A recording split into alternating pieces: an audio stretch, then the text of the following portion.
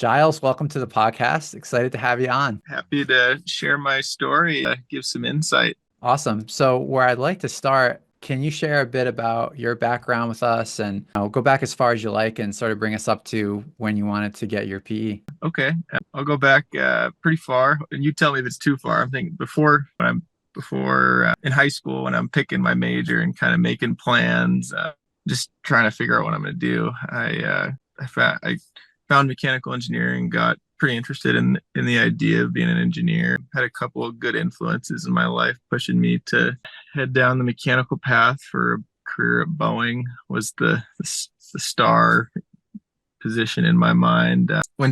Got into college, and then quickly realized that there's a very limited number of locations you could do that from. So then I found HVAC as a consulting engineering as an alternative engineering career potential. So the benefit being it's done everywhere. Once I kind of figured that out about halfway through school, I started tailoring my classes and my schedules to this. And as you're doing more and more research, you start finding out having the PE is pretty critical for this career, and that's how you kind of advance to the next level. So I started putting a lot of stress on that pretty early on. So when it came time to take the FE, I took it extremely, extremely seriously. Despite all my anxiety about it, seriousness, it took me 3 tries to pass the thing, and it was just painful. Wow. So painful.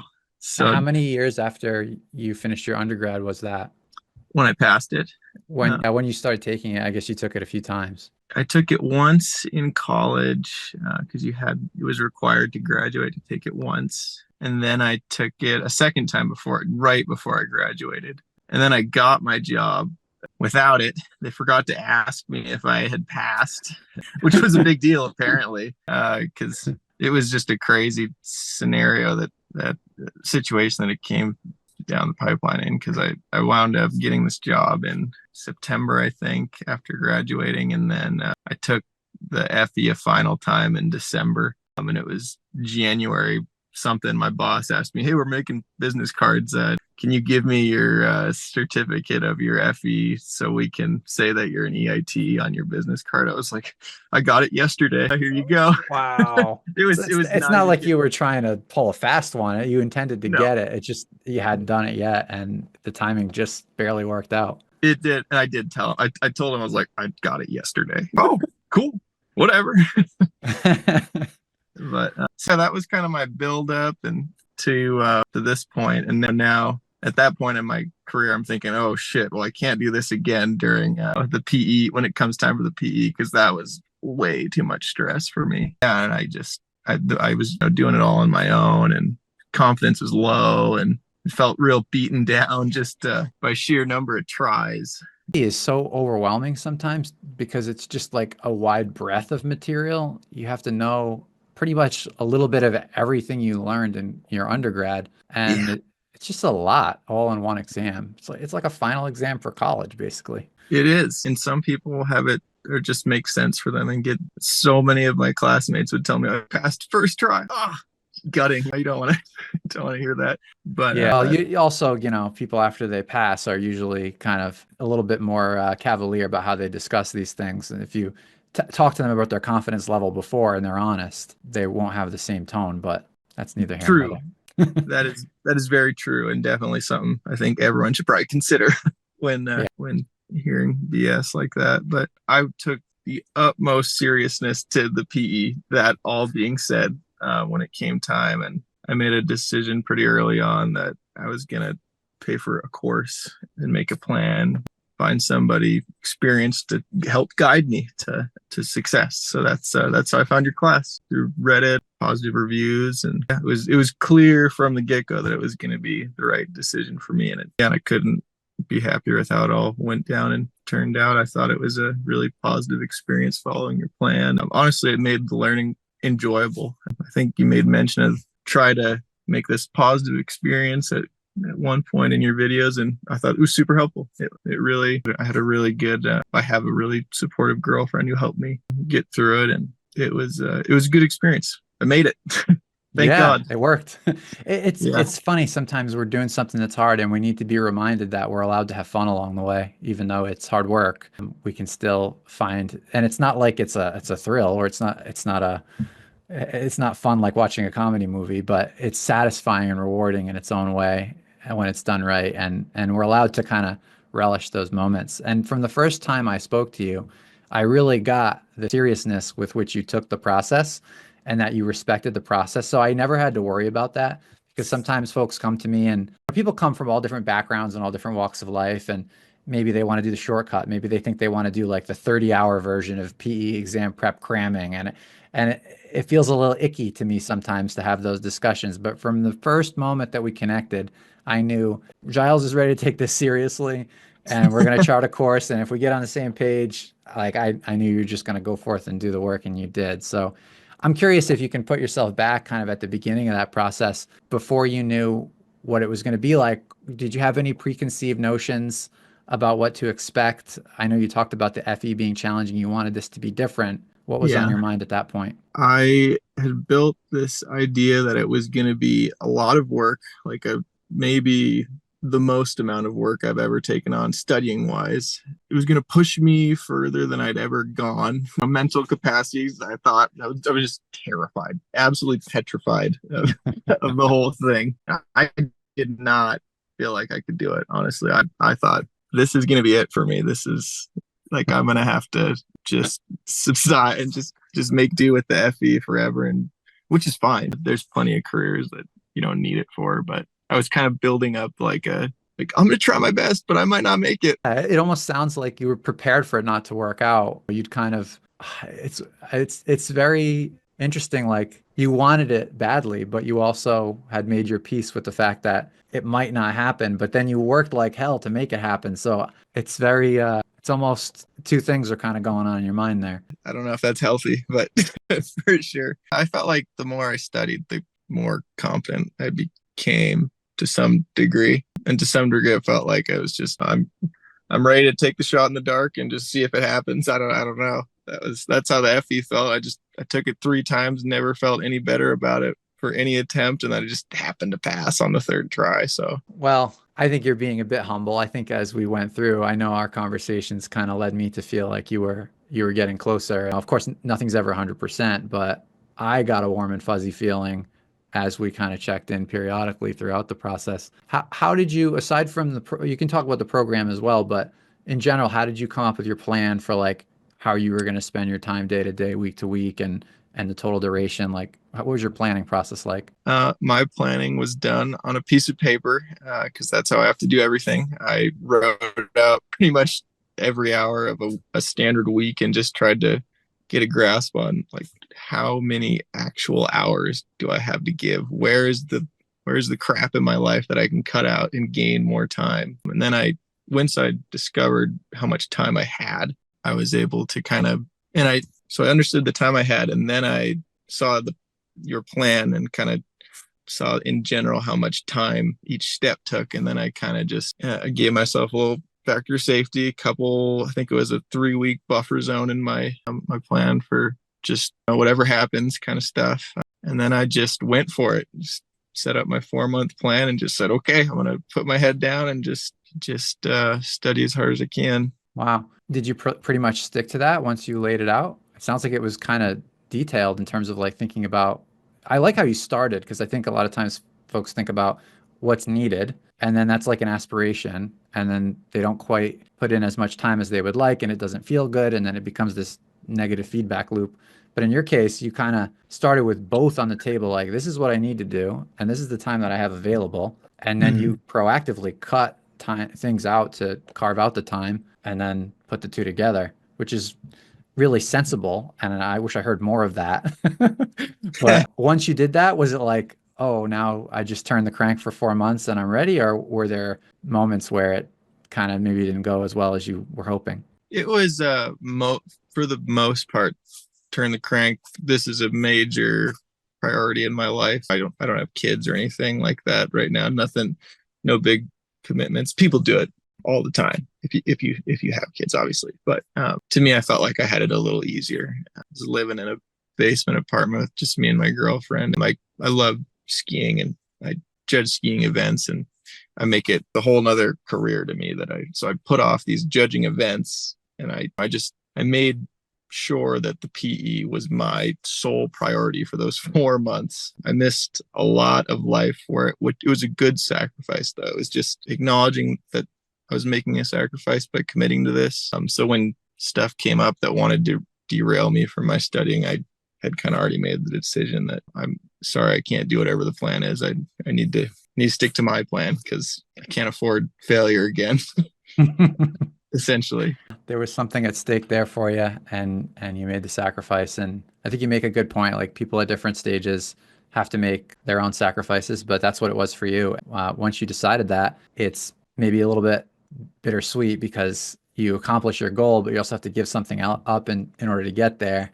But Yeah. it's not forever. It's only 4 months, so you make it work. And then once you have that success, you can reclaim that time, and that's a good thing on the other side. Exactly. And if I were to do it again, I totally could have done it in 3 months. That first month, I could have condensed, like I was saying, I put kind of 3 weeks of safety into my plan. But if I was on a budget of time, I could have been in the exact same shoes I was before. If I cut out a little of my free time at the end, I started real slow. So that was totally could have done it in 3. But not that I regret it. It worked out. Yeah, no, I think you make a great point. I think it's always good to be conservative going in because all of the other studying that you did, even if most of it could have been packed in 3 months, you didn't feel like there was a gun to your head the whole time. And we probably learned better when we're not backed into a corner.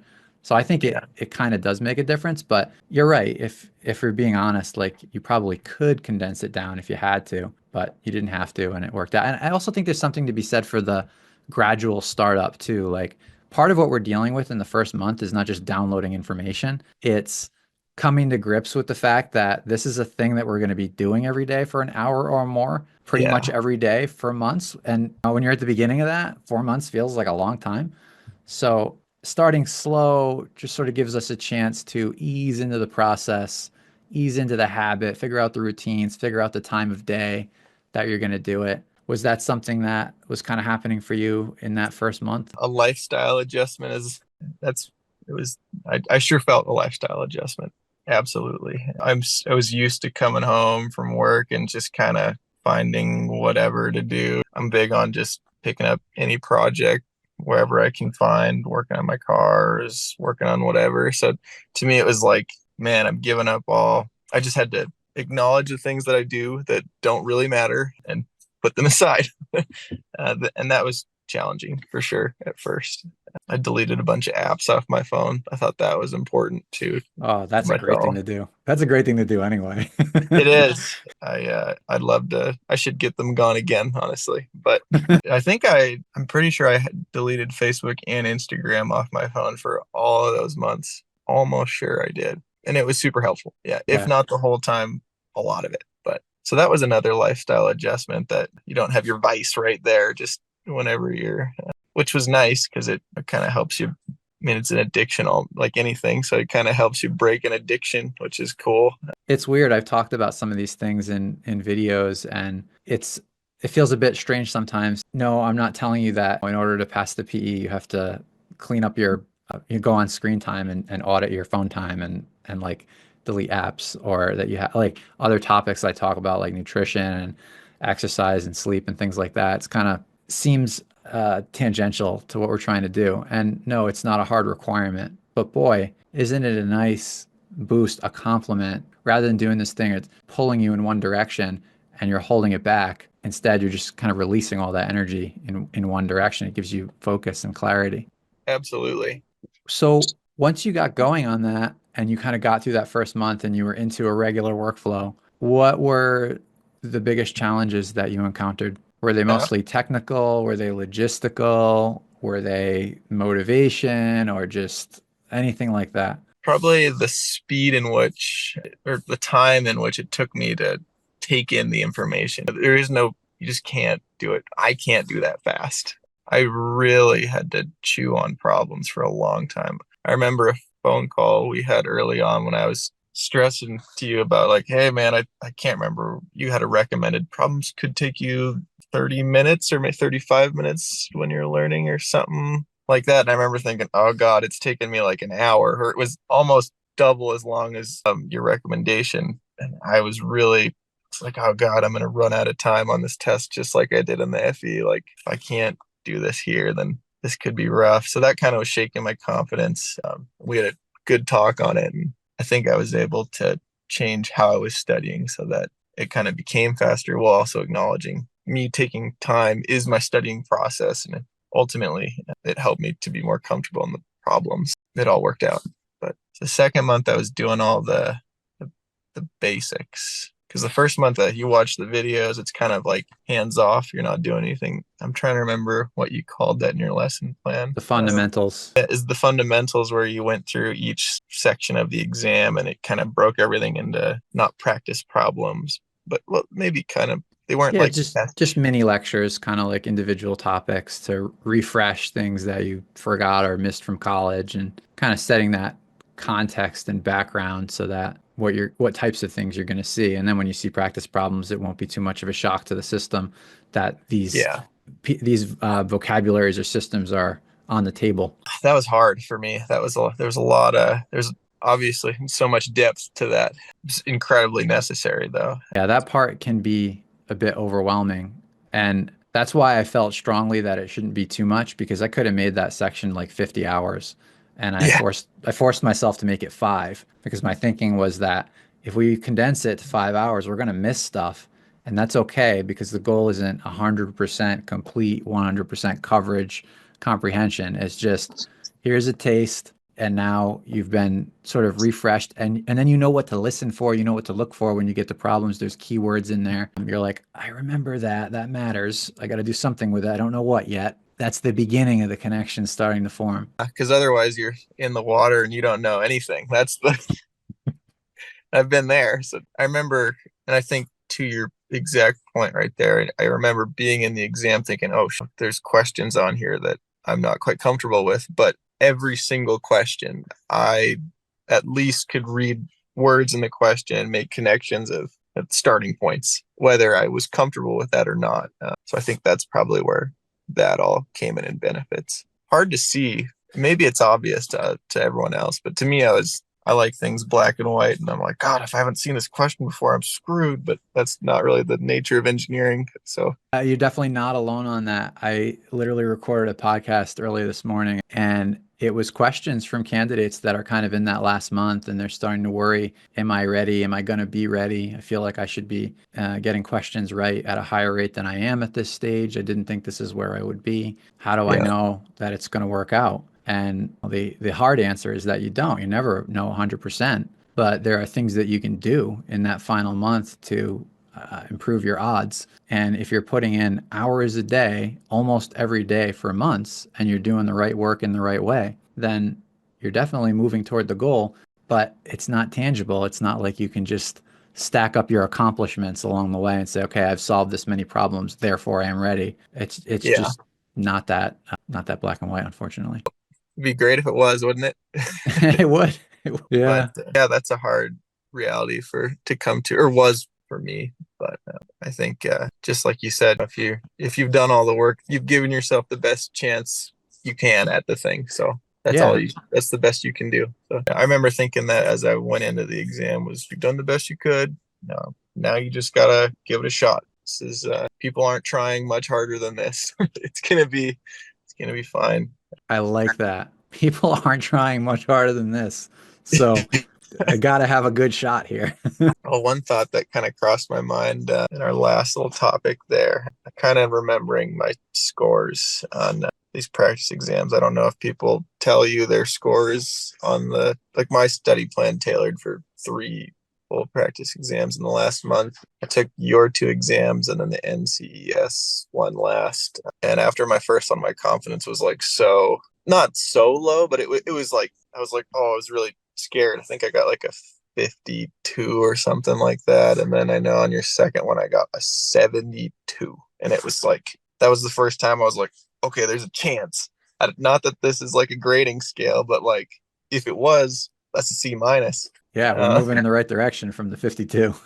exactly. And I think I got like a 75 on the NCES one. And then I kind of shook my confidence again. I was like, oh, shoot, this is going to be. I didn't get that much growth between these two. Not that it needs to be, but I don't know if is there norms to what you hear on what people are scoring in their practice exams or There are, but I never, if somebody's coming in low, I'm hesitant to pressure them or discourage them if I know they're working very hard. If I think they're mailing it in, I'll just call that out. I have no problem doing that. okay. I've given the drill sergeant speech enough times, but when someone's really working hard, which is honestly most of the people that make the investment of not just money but time to work with me, Yeah. they're generally speaking very serious about it, like you are. They're not cutting corners. They're honestly just worried, nervous that the numbers don't reflect where they ought to be at that time. So I try to be encouraging and say, well, it's not your exam day today. So that's good. That means that out of that Yeah. 50% that you got wrong, that's all opportunity. We can close most of those gaps, if not all of them. And then you can do another practice exam and you're going to find more gaps and you're going to close those. And that really is the process. I think sometimes when we get to the later stages of the process, we feel like we're supposed to be a finished product, as though the stakes are very high, as though it's our exam day, when actually we're still studying. So Yeah. it doesn't mean it doesn't matter. We want to try as hard as possible and get our, let that exam be a barometer for our level that we're at that point in time. But coming up short just means there's more opportunities. That, yep, I think we had conversations just like that. That sounds pretty familiar. They did feel like opportunities to grow, especially in the supplemental topics region. I remember every exam I was learning something big. It felt like not Yeah. in a field of like you can't really prepare for it by nature of how much stuff they have to give you because it's just almost unlimited feeling. But I kind of liked the economic questions at the end. Those were kind of entertaining, I thought. What do you remember about your exam day? It was in the same building that I took and passed the FE, so I kind of knew the layout of how it was going to go down. Oh goodness. Could have had Yeah, some some get the willies just walking in there. well, at least it was the building I passed it in. But so that felt okay. So I kind of like everything. I made a pretty detailed plan of how I was going to go about that day. You know, I woke up early, I made a lunch, brought my backpack, showed up nervous as ever, signed in with the front desk lady, was just like terrified and put my stuff in the locker. And man, I think that I remember the testing center lady being like, "You're gonna do great." I was like, "Thank you, I really needed that." Then I got into it, and it started. I think the first half, I was really like, "Oh, I'm making good time, and things are going better than I thought they would." That was pretty awesome. I took a lunch break. I was just sitting in the lunchroom, just thinking about how it was gone and feeling pretty good about it. Sitting there, just funny. I was just their particular break area they had, or like overlooks this architectural client I work for all the time's office. So Huh. just sitting there thinking like, oh, if this works out, I could be doing bigger things for that guy right there. Maybe. A little inspiring moment over lunch. Yep. And then I went back and took the second half and did not feel as good about the second half. A lot of weird questions about controls. I remember were on my exam. Pushed me to learn more about controls and I do HVAC consulting and plumbing, so I know a little bit about controls just by nature of the job, but not as much as I probably should.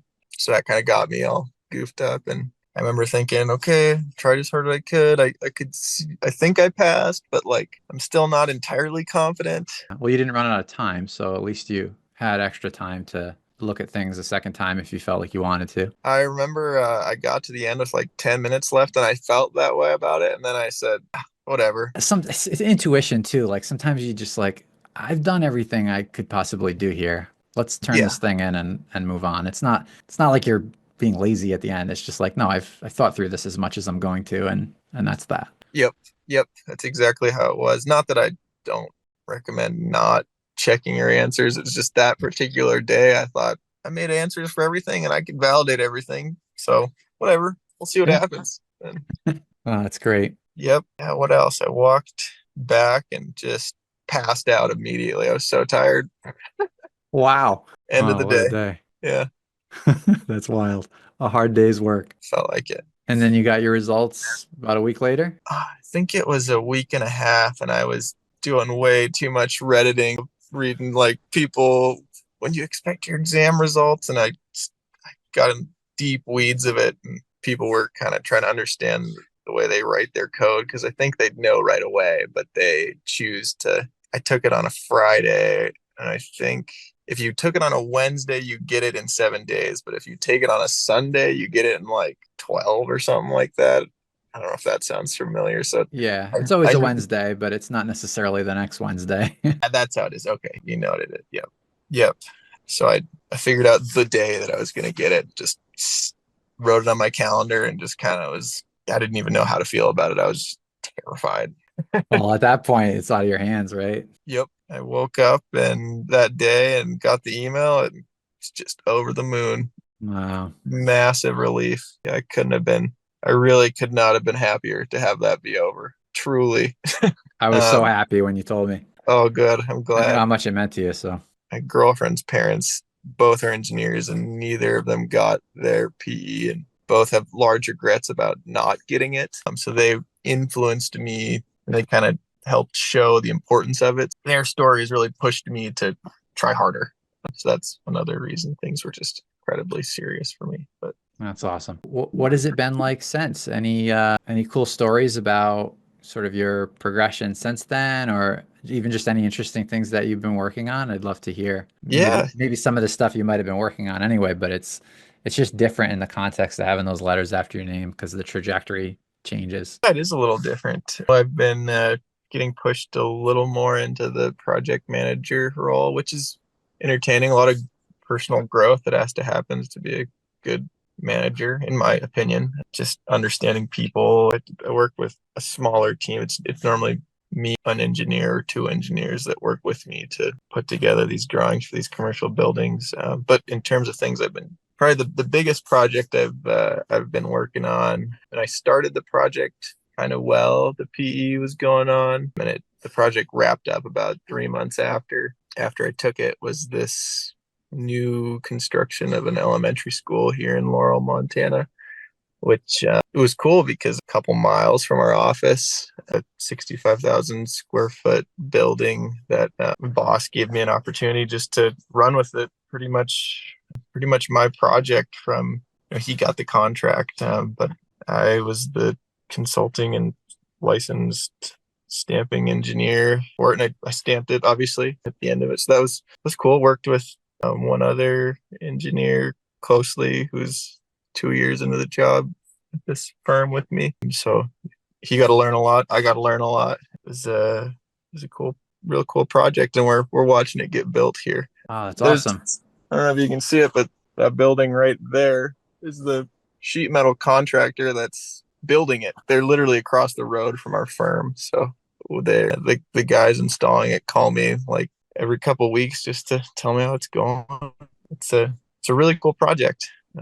There's I could tell you about the systems if you want in the building. I don't know, but it's Yeah, cool. sure. What's Hot water boiler system. We're doing Lochinvar Crest boilers. There's 6 gigantic air handlers on this building, no cooling, but it's sized for cooling in the future, which is kind of a weird thing to do because the industry is transitioning from 410 to R32 or 454B, and these companies don't quite have their software figured out or they don't have the selection software figured out to account for this new refrigerant. So when you're future proofing a building for cooling that doesn't have it now, but the vendors can't tell you what they can even do with their coils. huh? It puts a lot of the earnest on the engineer to kind of go and figure out like what kind of pressure or what kind of new pressure drops do we have to expect with these new coils? Are they more or less complicated? What's going to happen? We know that they're flammable now, which is kind of crazy. So you have to make some assumptions for the fan sizing since that's an unknown. Do you omit the cooling coil entirely because it doesn't have cooling yet?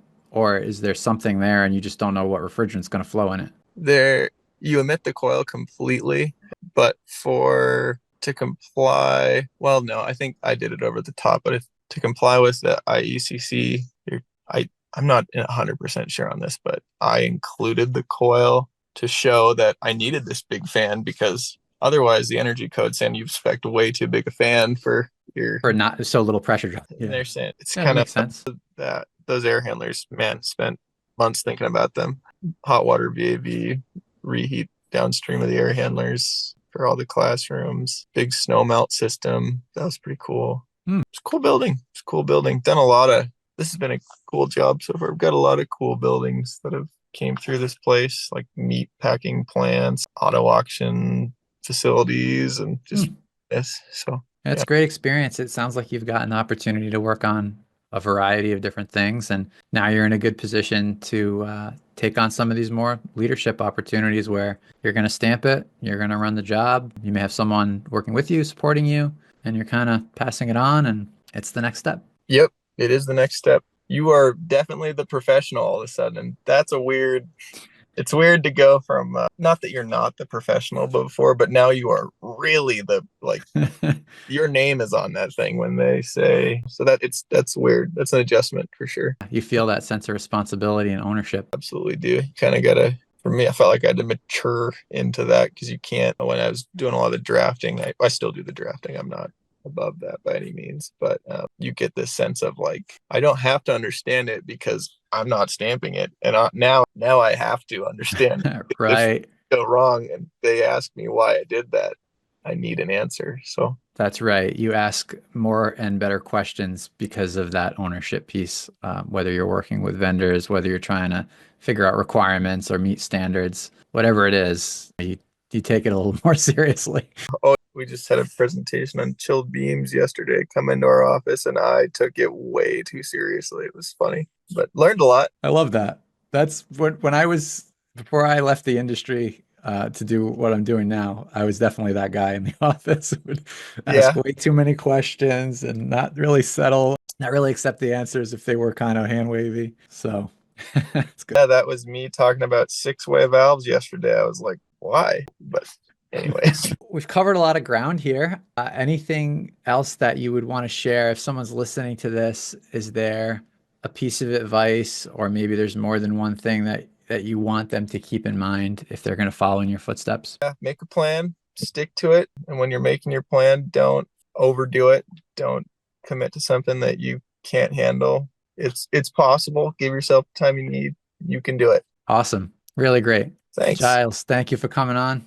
I appreciate it. And looking forward to hearing what happens next for you in the future. Absolutely. Thanks, Dan.